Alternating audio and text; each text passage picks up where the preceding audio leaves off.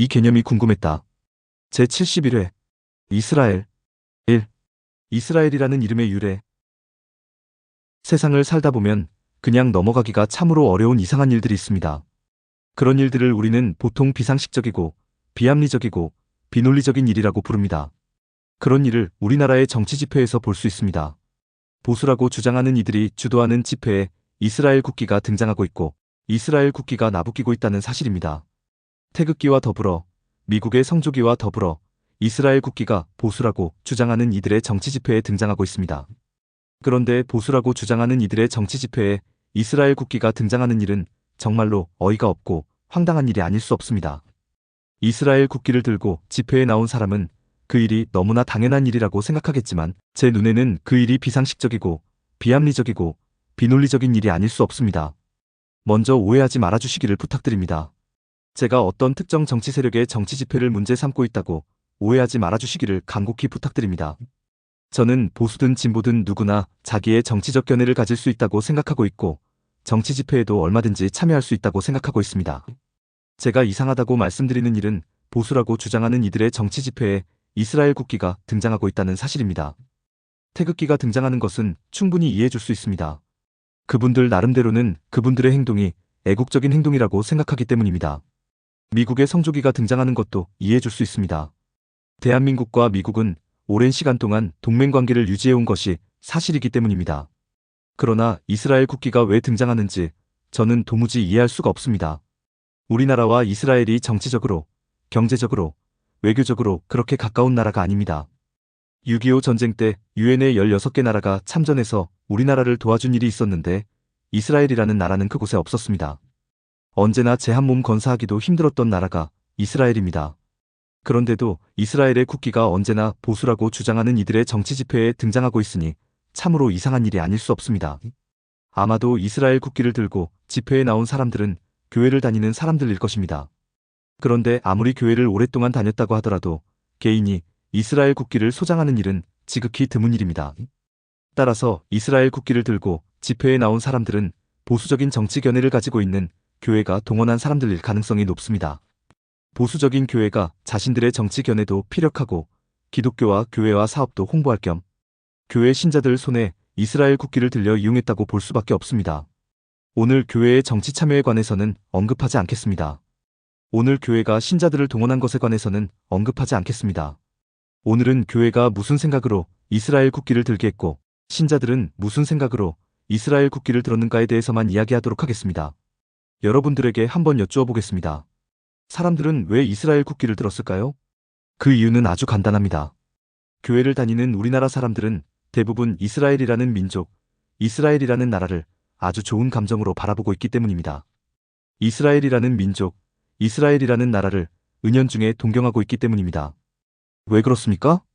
교회를 다니는 사람들이 믿고 있는 하나님께서 특별하게 선택한 민족이 이스라엘이라는 민족이고 하나님께서 특별하게 선택한 나라가 이스라엘이라는 나라라고 생각하기 때문입니다. 하나님께서 특별하게 선택했으니 얼마나 대단한 민족이고 하나님께서 특별하게 선택했으니 얼마나 대단한 나라이겠냐고 생각하는 가운데 사람들은 은연중에 이스라엘을 동경하게 되는 것입니다. 또 사람들이 이스라엘을 좋아하고 이스라엘을 동경하는 이유는 예수 그리스도께서 나신 곳이 이스라엘이기 때문입니다. 예수 그리스도께서 사신 곳이 이스라엘이고 예수 그리스도께서 죽으신 곳이 이스라엘이기 때문입니다. 얼마나 하나님께서 이스라엘을 생각하셨으면 예수 그리스도를 이스라엘로 보내셔서 구원의 은혜를 베푸셨냐고 생각하는 가운데 사람들은 은연중에 이스라엘을 동경하게 되는 것입니다. 즉 교회를 다니는 사람들은 하나님으로부터 선택받은 이스라엘 민족을 최고의 민족이라고 생각하는 것이고 하나님으로부터 선택받은 이스라엘이라는 나라를 최고의 나라라고 생각하는 것이고 그 최고의 나라 국기를 들고 우리도 이런 최고의 나라를 이루고 싶다는 소망을 드러내는 것입니다. 그런데 이것이 아주 큰 오해가 아닐 수 없습니다.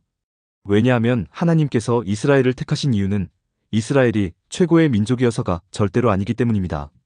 하나님께서 예수 그리스도를 이스라엘 땅으로 보내신 이유는 이스라엘이 최고의 나라여서가 절대로 아니기 때문입니다. 하나님은 이스라엘이라는 민족 자체, 이스라엘이라는 나라 자체에 관심을 가지는 것이 아닌데도 불구하고 사람들이 오해한 것입니다. 그럼 하나님은 왜 이스라엘 민족을 택하셨고 왜 이스라엘 나라를 이루어 주셨을까요? 그 이유는 다음 영상에서 자세히 살펴보기로 하고 오늘은 이스라엘이라는 이름의 의미에 대해 말씀을 드리고 방송을 맺도록 하겠습니다. 여러분도 잘 아시다시피 이스라엘이라는 이름은 창세기에 처음 등장합니다. 창세기 32장 28절 그가 이르되 내 이름을 다시는 야곱이라 부를 것이 아니요 이스라엘이라 부를 것이니 이는 네가 하나님과 및 사람들과 겨루어 이겼음이니라라는 구절에서 이스라엘이라는 이름이 처음 등장합니다. 하나님께서는 언제나 야곱을 도우셨습니다. 고향 땅으로 도망가는 야곱을 맹렬한 기세로 추격하던 라반의 꿈에 나타나 선악간에 말하지 말라고 말씀하신 것도 야곱을 도우신 것이었습니다. 라헬이 훔친 드라빔을 선용하신 것도 그리고 에서를 부자로 만들어 놓으신 것도 모두가 야곱을 도우신 것이었습니다.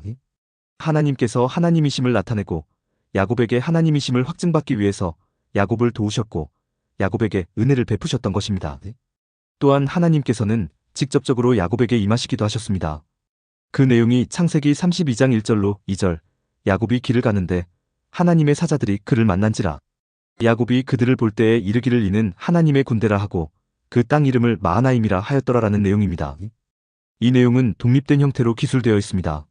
즉 창세기 32장 전체의 대전제가 되는 내용이고 그 의미는 야곱이 에서를 만날 때까지 하나님께서 끝까지 동행하시며 야곱을 도우시겠다는 것을 선언하는 내용이라는 뜻입니다. 야곱아, 아무 걱정하지 말아라. 네가 보기에도 대단한 하나님의 군대가 지금 너와 동행하고 있잖아. 너를 보호하고 너를 인도하고 있잖아. 네가 형 에서를 만날 때까지 그리고 앞으로도 쭉 이 하나님의 군대가 너와 함께 할 게야. 네가 그랬잖아. 내가 너를 지키고 떡과 옷을 주고 네가 평안히 아버지 집으로 돌아가게 해주면 나 여호와가 너의 하나님이 될 것이라고 내가 그랬잖아. 그래 바로 나는 너를 도와주는 너의 여호와 하나님이란다. 이것이 바로 창세기 32장 1절로 2절에 담긴 의미입니다. 그러면 야곱은 어떻게 하면 됩니까? 야곱은 예하고 가던 길 그냥 가면 되는 것입니다. 하나님 감사합니다. 저는 하나님만 믿어요. 하나님 믿고 가니까 하나님께서 다 책임지세요. 이렇게 말하고 가던 길 그냥 쭉 가면 되는 것입니다. 심부름꾼을 앞서 보낼 필요도 없습니다. 에서가 400명을 이끌고 온다고 하여도 놀라고 두려워할 필요가 없습니다. 동행자와 양과 소와 낙타를 두 떼로 나누면서 만일의 사태에 대비할 필요도 없습니다. 그리고 간절히 기도하며 하나님의 도우심을 구할 필요도 없습니다.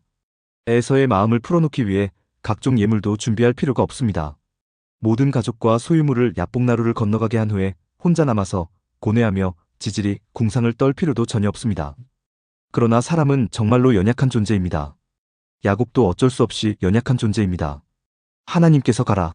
내가 너와 함께하리라라고 말씀하셨지만 막상 400명을 거느리고 자신을 향해 에서가 오고 있다는 소식을 들으니 하나님께 도움을 요청하는 기도를 하게 되고 사람이 생각해낼 수 있는 온갖 계책을 마련하는 것이고 스스로 깊은 고뇌에 빠지게 되는 것입니다.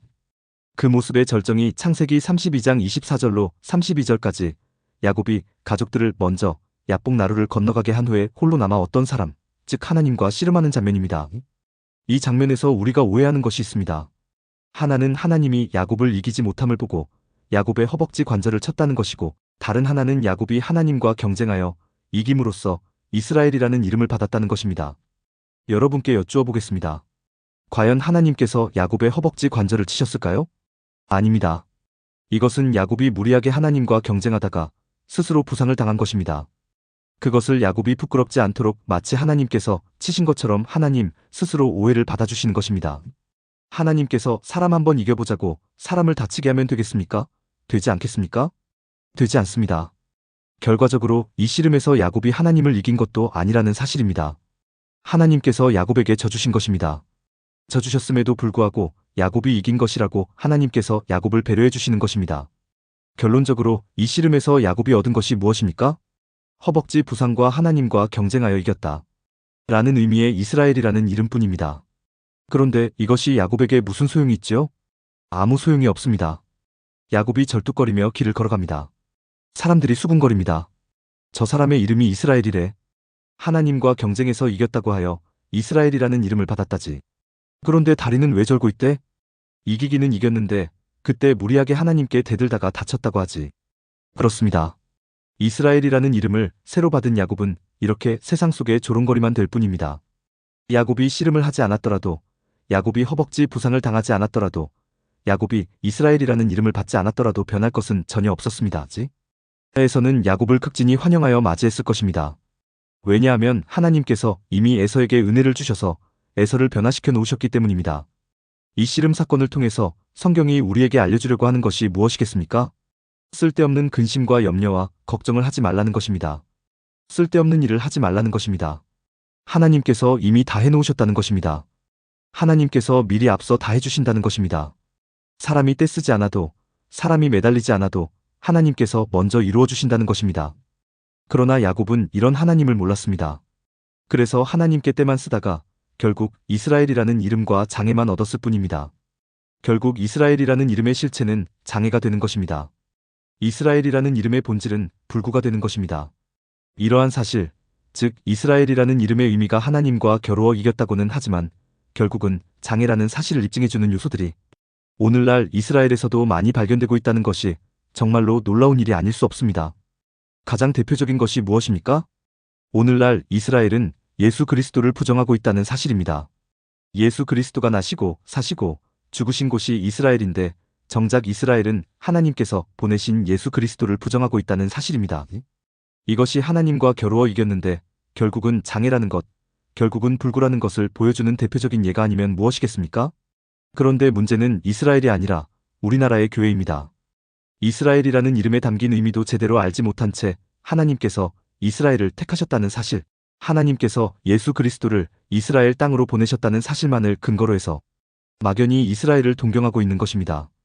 이스라엘을 막연히 동경하니 이스라엘 국기를 들고 정치 집회에 참석하는 것입니다. 이 얼마나 어리석고 미련한 일입니까? 하나님의 이름, 하나님의 명예, 하나님의 영광에 먹칠을 하는 일이 아닐 수 없습니다. 다음 영상에서는 하나님께서 왜 이스라엘을 택하셨는지, 이스라엘이라는 나라가 기독교에서 어떤 의미를 가지는지 살펴보도록 하겠습니다. 영상에 공감하셨다면 구독과 좋아요, 알람 설정 부탁드립니다. 하나님의 말씀을 바르게 전하는 데 큰 도움이 될 것입니다. 평등하고 공정하며 정의롭고 행복한 세상을 이루는 데 큰 도움이 될 것입니다.